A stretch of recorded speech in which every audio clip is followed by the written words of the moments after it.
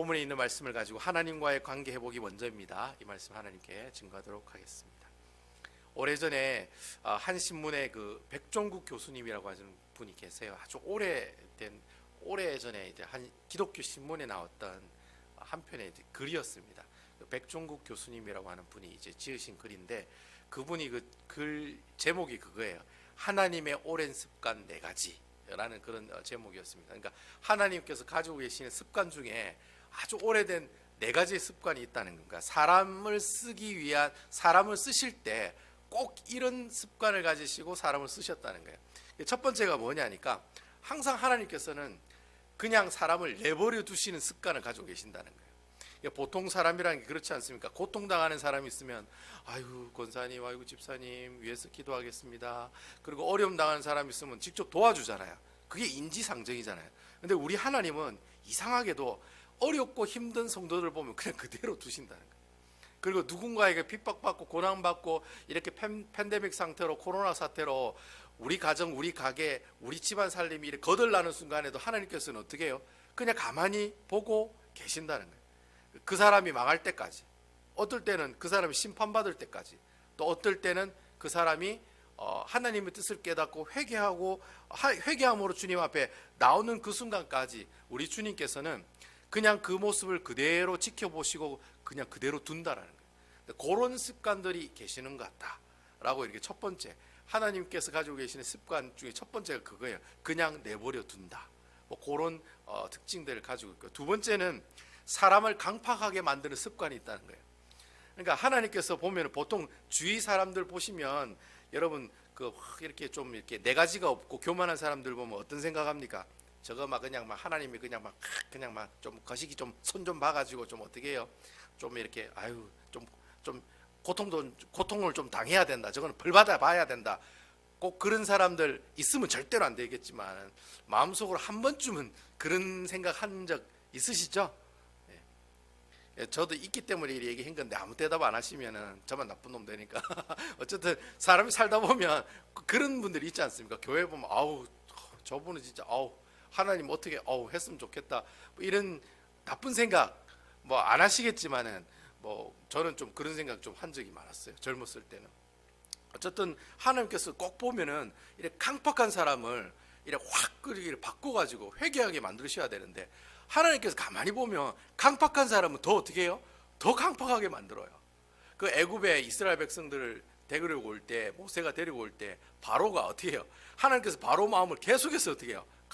계속해서 강팍하게 만들죠. 강팍하게 만드신 이유가 뭘까요? 나중에 그래 강팍하다가 그래 회개하지 못한 사람들을 그냥 그렇게 하다가 하나님의 심판으로 끝난다는 거예요. 어떻게 보면은 하나님께서 사람을 대하시는 그 습관들 중에 아주 무서운 습관이라고 할 수 있습니다. 어쨌든 간에 하나님께서는 그렇게 나중에 스스로 그래 강팍하다가 하나님 뜻이면 다시 돌아오는 기회가 있겠죠. 근데 그렇지 않으면은 그냥 그래 살다가 하나님의 심판을 받게 하는, 꼭 그 하나님 보시면은 꼭 그런 성경에 보면 그런 습관들을 가지고 계시는 것 같아요. 사람들을 대할 때 쓰시는 습관 중에 하나가 강팍한 사람은 계속해서 강팍하게 만드신다는. 그리고 세 번째는 어떤 습관이 있으시냐면 사랑하시는 자에게 채찍질하는 습관이 있다는 거예요. 여러분, 다윗은 정말 하나님께 사랑받는 사람이죠, 그죠? 근데 여러분, 다윗만큼 하나님께 많이 얻어터진 사람이 없어요. 여러분, 깨놓고 딱 봐서 다윗은 정말 내 마음에 합한 사람이다라고 정말 칭찬한 사람이었는데, 가만히 보면 다윗처럼 하나님한테 많이 얻어맞은 사람이 없어요. 그렇잖아요, 여러분. 온갖 죄를 지으면서 하나님께 다 터지잖아요. 그래서 하나님께서는 이상하게 사랑하시는 자에게 더 어떻게 해요? 상을 주시는 것보다는 채찍질을 하시는 그런 습관들을 가지고 계신다, 그렇게 기록하고, 마지막 네 번째는 낮은 자를 높여 들여 쓰시는 습관들이 있다는 거예요. 그러니까 하나님께서 꼭 보면은 사람을 쓰실 때 보면은 잘나고 똑똑하고 IQ 높은 사람을 안 쓰세요. 물론 하나님이 쓰신 사람들 중에 아주 똑똑하고 엘리트인 사람들도 있어요. 사도 바울 같은 사람들, 엘리트인 사람들이 있어요. 근데 대부분의 사람들이 어떤 사람들이에요? 다 가난하고 사람들에게 손가락질 받고 사람들에게 완전 이렇게 눈에 띄지 아니하는, 완전 사람에게 무시당하는 그런 사람들, 그런 사람들을 탁 뽑아가지고 하나님께서 어떻게 해요? 사람을 쓰시는 습관들이 있다는 거예요. 여러분 잘 아시는 가령 예를 들어서 예수님 12제자들 보세요. 여러분 다 깨놓고 얘기해서 예수님 12제자들 옳게 된 사람이 어디 있습니까? 아무도 없어요. 뭐 성미 급한 사람도 있고요, 계산이 빠른 사람들도 있고요, 예수님 팔아채긴 사람도 있고, 하여튼 제대로 된 사람들이 없어요. 근데 하나님께서 그 사람들을 어떡하죠? 쓰신다는 거예요. 마태복음에 보면 예수님의 족보가 나오잖아요. 그럼 예수님의 족보 여러분 한번 살펴보세요. 아브라함과 다윗의 자손 예수의 족보라. 아브라함과 다윗 빼고 나머지는 다 그렇고 그런 사람들이에요. 여러분 쭉 한번 보세요. 아브라함과 다윗의 자손 예수님의 족보라 할 때 아브라함이랑 다윗만 유명한 사람이지 나머지 사람들 다 거시기한 사람들입니다. 그런데 하나님께서는 그런 사람들을 예수님의 족보 가운데 어떻게 해요? 올리셨다. 거기다가 여러분 뭐 유다의 뭐 다말이라든지 며느리죠. 근데 며느리하고 시아버지하고 같이 살았죠. 그리고 또 기생 라합은 기생이지요. 예? 그리고 또 바세바, 우리아의 아내 바세바, 가늠한 여자죠. 마리아 혼인 전에 애 가졌죠. 오히려 있지 예수님의 족보에 보면 보세요. 네 명의 여인이 이름이 나오는데 하나같이 어떤 사람들이에요? 제대로 된 사람들이 아니에요. 그런데 하나님께서 그 사람들을 귀히 여기셔서 예수님의 족보의 이름에 올리셨다. 참 하나님은 알다가도 모르시는 거예요. 그래서 이 네 가지 하나님이 쓰시는 습관들을 이렇게 쭉 이렇게 기록한 글이 있더라고요. 제가 그 글을 보면서 참 그렇다라는 생각이 드는데, 근데 이 네 가지 사람 쓰시는 습관들 중에 공통점이 있더라고요. 그 공통점이 뭐냐니까 하나님이 가지고 계시는 사람을 쓰는 생각과 가치관이랑 사람이 생각하는 생각과 가치관이 어떻게 해요? 완전히 정반대라는 거예요. 여러분 생각해 보세요. 어려움이 있는 사람들 도와주는 게 인지상정이잖아요. 근데 하나님 그대로 내버려 두시죠. 강팍한 사람들 하나님 한 방 치주는 게 그게 정석이잖아요. 근데 하나님은 강팍한 사람 그냥 그대로 둬요. 그대로 강팍하게 둬요. 그리고 여러분 참 사랑받는 자에게 하나님께서 뭐예요? 칭찬하시고 복을 주셔야 되는데 사랑하는 자에게 오히려 어떻게 해요? 채찍질 주시죠. 그리고 여러분 하나님께서 이왕에 쓰시는 김에 예수님 12제자들 중에 그래도 하버드 대학 나오고 그렇잖아요 여러분. 아이비 리그에서 나온 그래도 IQ 150 넘어가는 사람을 제자로 삼았으면 그래도 12제자 중에 예수님 한 사람은 없었을 거 아니에요. 그렇게 똑똑한 사람 뽑았으면. 근데 예수님은 그렇지 않으셨거든요. 거시기한 사람들 다 뽑아가지고 어떻게 해요? 그 사람들을 오히려 어떻게 해요? 하나님의 일꾼으로 쓰셨다는 거예요. 그러니까 세상 사람들이 생각하는 사람 쓰는 방법이랑 하나님이 사람 쓰는 방법은 완전히 어떻게 해요? 정반대라는 거예요. 이것을 우리가 조금 쉬운 말로 얘기하면 사람의 상식에 맞지 않는 방법으로 사람을 쓰시는 분이 바로 하나님이시라. 그래서 여러분 오늘 본문 내용도 그런 내용입니다. 오늘 본문 내용도 여러분 보시면 여러분 오늘 본문 앞에 나오는 어제 큐티 내용이 뭡니까? 예레미야가 어떤 내용이 나옵니까? 하나님께서 이스라엘 백성들이 회복할 것이라는 내용이 어제 내용이거든요. 근데 그 내용이 나오면서 무슨 내용이 나와요? 예레미야 보고 하나님께서 뭐라고 합니까? 야 예레미야야 너 지금 가가지고 땅 좀 사라. 아나돗에 있는 그 땅을 네가 좀 사라. 거기다가 심지어 공중까지 해라. 그런 얘기가 나와요. 사실 여러분 나라가 좀 지금 어제 썼던 얘기가 시드기야 왕 때였거든요. 이렇게 시드기야 왕이 이제 나중에 어떻게 해요? 시드기야 왕이 이제 바벨론에 쳐들어와 가지고 예루살렘 성벽을 싸고 있는 상황이에요. 그 상황인데 지금 예루살렘에 있는 이 예레미야에게 하나님이 뭐라고 그러냐면 나라가 망할 건데 지금 뭘 하라는 거예요? 부동산을 사라는 거예요. 나라가 망하면은 다 땅이 바벨론 땅이 될 건데 그 땅을 꼭 가서 사라는 거예요. 근데 여러분 이것이 상식적으로 생각하면 말이 되느냐는 거예요. 말이 안 된다는 거예요. 나라가 좀 있으면 망하면 네 땅이도 내 땅이 아무 소용이 없잖아요. 다 바벨론 땅이 되니까. 근데 하나님께서는 갑자기 땅을 사래요. 근데 또 재밌는 것은 예레미야가 그대로 순종해요. 가가지고 아나돗에 있는 그 땅을 받아가지고 그것도 공중까지 딱 받아요. 그러면서 그 내용이 어제 내용이 나와요. 그러면서 오늘 내용이 무슨 내용이냐면 예레미야가 하나님께 기도하는 내용이 나와요. 근데 참 재밌는 것은 예레미야가 처음에는 아주 거창하게 하나님의 절대 주권에 대해서 찬양하며 이렇게 멋있게 기도하는 내용이 나와요. 오늘 본문의 내용을 읽어보면. 근데 여러분 기도가 끝나는 마지막 부분에 24절과 25절에 보면은 예레미야가 기도가 끝나는 내용이거든요. 24절과 25절을 보면은. 근데 24절과 25절이 내면 예레미야가 하나님께 그래 물어요. 제가 24절 25절을 제 말로 한번 번역해서 얘기해 볼게요. 하나님 보십시오. 조금 있으면 이 성이 당신 말대로 바벨론 성이 될 건데 내가 아나도스의 땅을 살고 증인을 세운 것이 좀 넌센스가 아닐까요? 그렇게 질문을 드리면서 살짝 질문을 하면서 기도를 마치는 내용이 바로 오늘 24절에서 25절, 24절, 25절에 나오는 예레미야 기도의 마지막 내용이라는 겁니다. 나라가 지금 망하는데 지금 땅을 사는 게 무슨 소용이 있냐는 말이에요. 우리 장로님 계시면 장로님 내일이 미국 망하는데 오늘 샬롯에 있는 땅 한 10에이커 네가 사라 하면 사시겠어요? 안 사죠. 내일 망하는데 땅을 왜 사요? 그런 어리석은 사람이 어디 있습니까? 근데 하나님이 그렇게 하라는 거예요. 그러면서 하나님께서 그렇게 왜 하나님께서 그래 땅을 사라고 하느냐면, 땅을 사라는 말이 뭐예요? 나중에 이 땅이 비록 바벨론 포로로 잡혀가고 이 땅이 바벨론의 땅이 되지만 나중에는 이 땅이 어떻게 된다? 회복된다는 거예요. 그런 얘기를 하려고 지금 예레미야에게 땅을 사라고 지금 얘기를 한 거예요. 지금 그 땅 사놓으면은 싸게 살 거 아니에요. 좀 있으면 다 뺏길 것 같으니까 사람들이 싸게 내놨을 거 아니에요. 그 예레미야 그 땅을 사요. 그러면 그 땅을 사가지고 내가 그 공증받은 종이를 딱 가지고 있고 하나는 다른 사람이 가지고 있잖아요. 그걸 가지고 있으면 나중에 70년 후에 바벨론에 포로로 잡혀갔다고 이스라엘 백성 다시 돌아오면 그 땅이 누구 땅이에요? 예레미야 땅이 된다는 말이에요. 이 말이 무슨 말이냐면, 왜 땅을 사라고 했냐면은 내가 이 땅을 곧 회복하리라. 그런 내용을 설명하려고 예레미야에게 땅을 사라고 얘기했다는 거예요. 근데 여러분, 이 예레미야가 처음에 땅을 사라고 했을 때 그 하나님의 뜻을 알았느냐? 알지를 못했던 것 같아요. 왜 그렇게 했는지, 그리고 왜 모르니까 24절과 25절에 그렇게 얘기하는 거예요. 하나님 보세요, 좀 있으면 이 모든 땅들이 갈대인들의 바벨론 사람들의 땅이 될 건데 이 땅을 내가 사는 것은 좀 이상하게 넌센스가 아닐까요? 좀 이상하지 않을까요? 나에게 무슨 상관이 있을까요? 라고 하는 끝내는 내용이 24절과 25절 내용에 나오고 있다는 거예요. 예레미야가 기도를 이렇게 딱 마치니까 그럼 이제 누가 얘기하실 차례입니까? 하나님이 얘기할 차례죠. 그래서 여러분 27절부터 여러분 26절부터 요 25절까지가 예레미야 기도거든요. 26절부터 마지막 35절까지는 무슨 내용입니까? 하나님께서 예레미야의 기도에 대한 응답에 관한 내용이 나와요. 근데 그 응답의 내용을 제가 오늘 조금 더 봤습니다. 36절, 37절, 38절까지 제가 오늘 말씀을 봤다는 거예요. 여러분, 예레미야가 이상하다 하면서 기도를 드렸을 때 하나님께서 예레미야에게 한 그 대답이 뭐냐? 27절 말씀이에요. 27절 말씀, 이게 하나님이 예레미야의 질문에 대한 응답에 대한 핵심 주제가 나오는 구절이에요.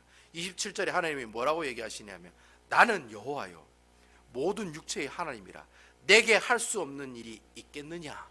오히려 예레미야에게 물어요. 나는 이스라엘과 너를 심판할 수 있는 권리를 가지고 있는 하나님이라는 거죠. 그리고 내가 이 모든 것들을 창조한 창조자이기 때문에 피조물인 너희를 심판하는 권리가 있을까 없을까? 이렇게 다시 물은 거예요. 여러분, 있을까요 없을까요? 있다는 거죠. 그러니까 여러분 27절부터 35절까지 내용은 무슨 내용이 나오느냐면은, 내가 남유다인 이 이스라엘 백성들을 내가 어떻게 할 거다? 심판할 것이다 라고 하는 그 내용들이 쭉 나오는 거예요. 오늘 26절부터 35절 마지막까지.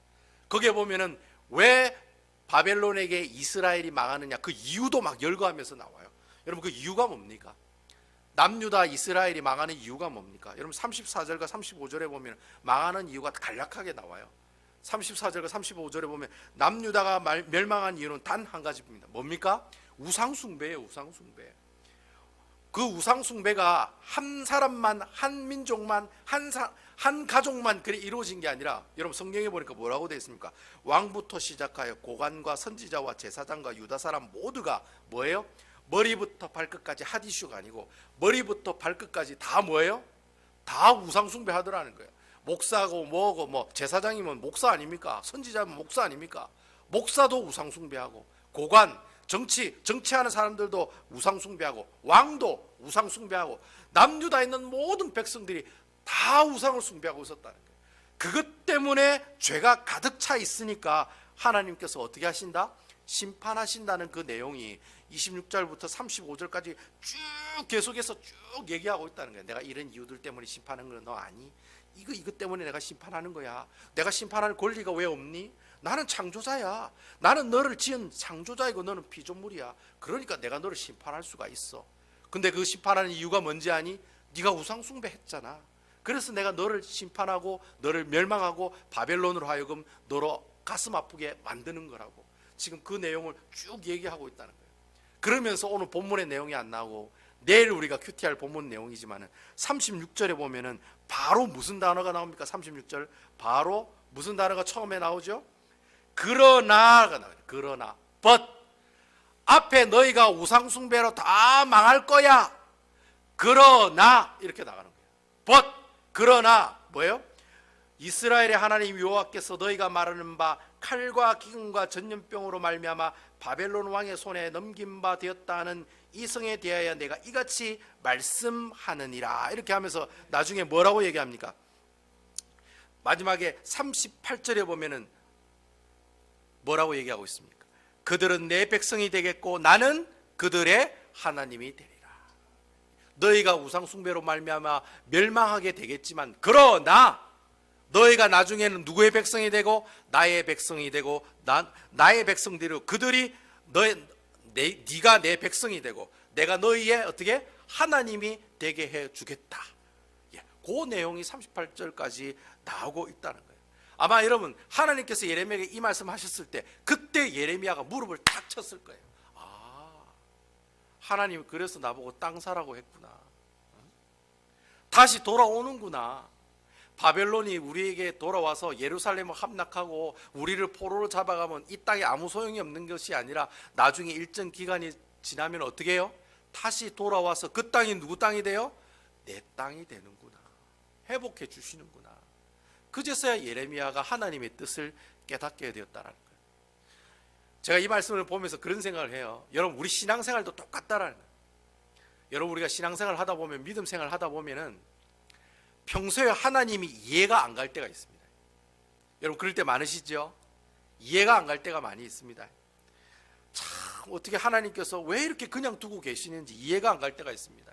왜 이래 팬데믹이 긴지 3월달 2월달부터 시작해가지고 지금 9월달 때까지 6개월이 넘어가는데도 계속해서 어떻게 해요? 가게 문도 못 여는 분도 계시다는 거예요.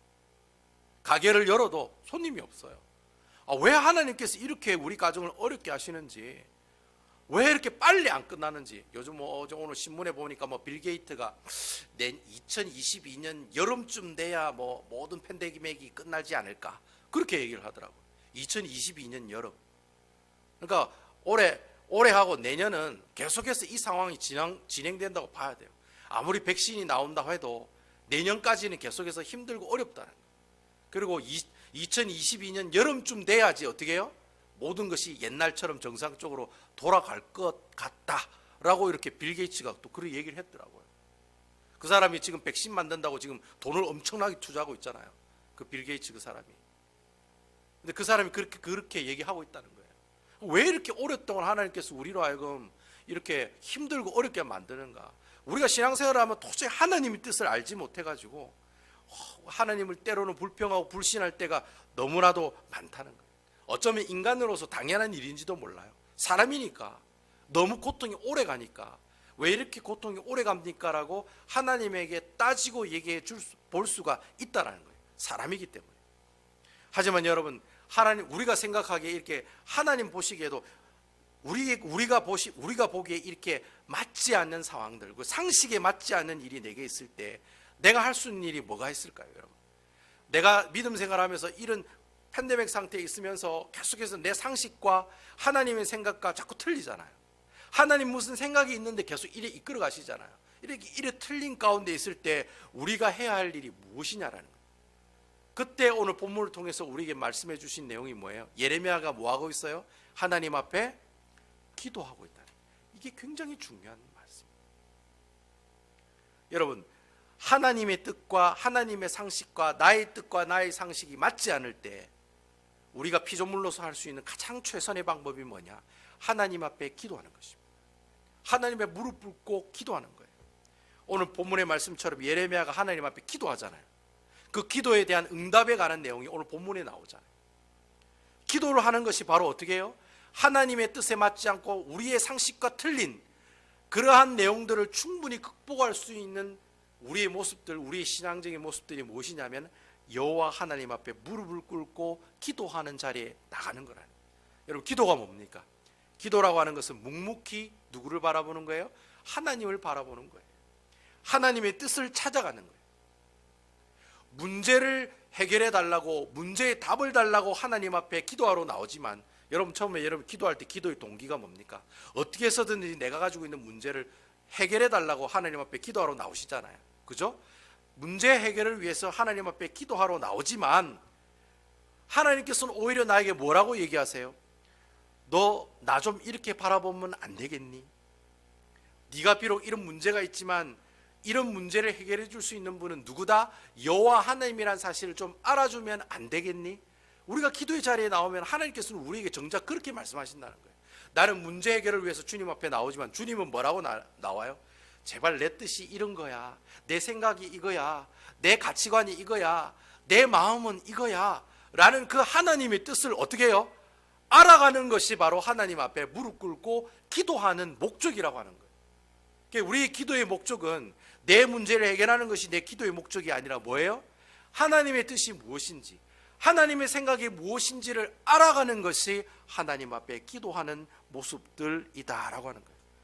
여러분, 예레미야도 사람이었습니다. 갑자기 망해가는 판국에 땅 사라고 하니까 좀 뻥했습니다.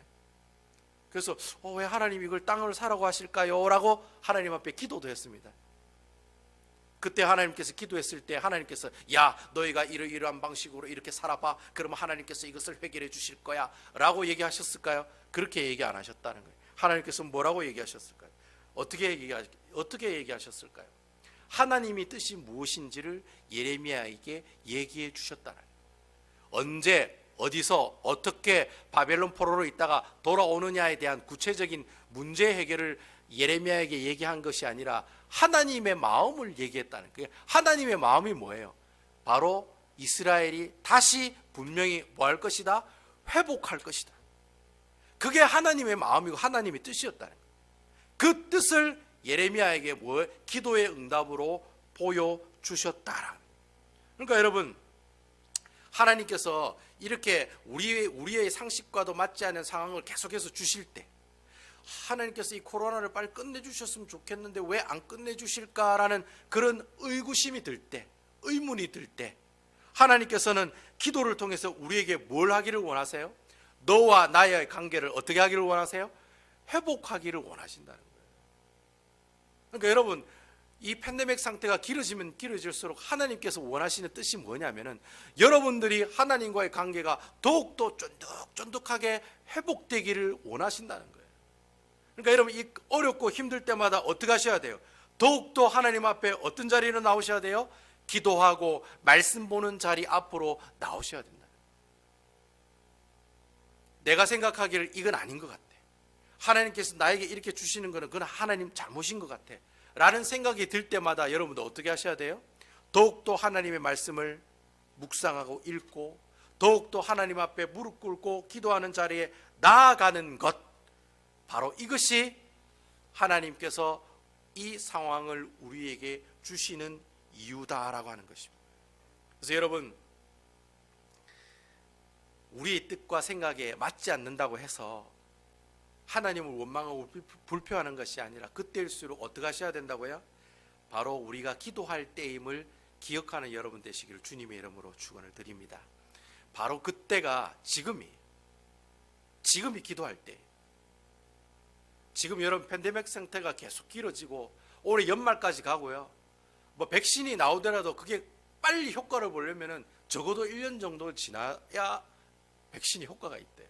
그럼 최대한 내년까지는 계속해서 이 상황이 이어진다 봐야 돼요. 그때마다 우리가 잊지 않고 기억하고 항상 하나님 앞에 나와야 될 그 일이 뭐냐? 바로 무엇입니까? 하나님 앞에 기도하는 자리에 나와야지만이 우리가 살아갈 수가 있다는 거예요. 그러니까 하나님께서는 이 상황들을 통해서 여러분들과의 관계가 회복되기를 원하세요.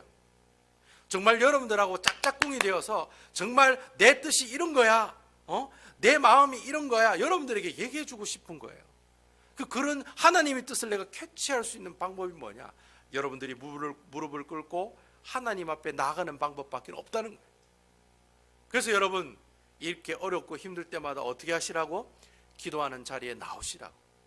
수요 기도회, 새벽 기도회, 때로는 아버지, 또 때로는 평일날의 저녁 기도회, 여러분 이 기도회가 있잖아요. 제가 여러분 참 이렇게 비대면 예배, 수요 예배, 새벽 기도를 이렇게 제가 회복을 시킨 이유가 거기 있어요. 하나님 이때가 기도하라는 때인데 기도해야죠. 오지 않더라도, 사람들이 예배드리러 오지 않더라도 예배를 회복해서 같이 기도하고 같이 무릎 꿇고 같이 부르짖자는 거예요. 그리고 하나님의 뜻이 무엇인지를 같이 캐치하자는 거예요. 그리고 여러분들이 하나님께서 그 주시는 그 놀라운 그 회복의 모습들을 통해서 하나님께 영광과 감사를 돌리며 살아가도록 하는 것이 바로 오늘 이 상태를 주신 하나님의 뜻이라고 하는 거예요. 그래서 저는 여러분들이 그런 하나님의 놀라운 역사를 경험하는 모습들이 있기를 원합니다.